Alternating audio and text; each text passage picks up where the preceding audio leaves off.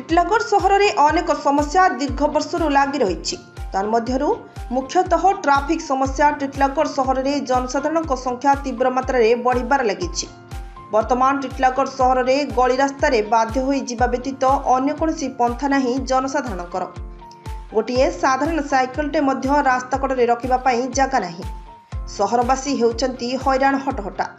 सहरर अनेक व्यवसायी अनेक शिल्पपति दोकानी माने निजर जागा अजस्र परिमाण रे थिबा सत्ते बोझ उपरे ललिता बिड़ा भली सरकारी राजरास्ता को अवरोध करिबारे व्यवसायी व्यस्त।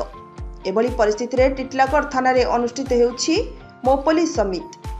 उक्त कार्यक्रम रे टिटलागढ़ थाना अधिकारी श्री विश्वजित मनबोधक नेतृत्व में आयोजन हेउथिबा उक्त सभारे टिटलागढ़ सहरर अनेक बुद्धिजीवी अनेक समाजसेवी अनुष्ठान व्यक्ति आईनजीवी गणमाध्यम तथा टिटलागढ़ थानार समस्त कर्मचारी उपस्थित थिले।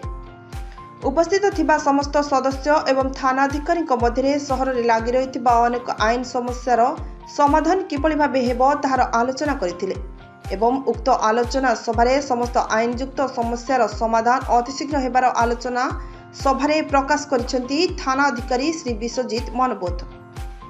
बलांगीर जिला टिटलागढ़ संवाददाता संतोष कुमार पटनायक रिपोर्ट श्रीक्षेत्र लाइव।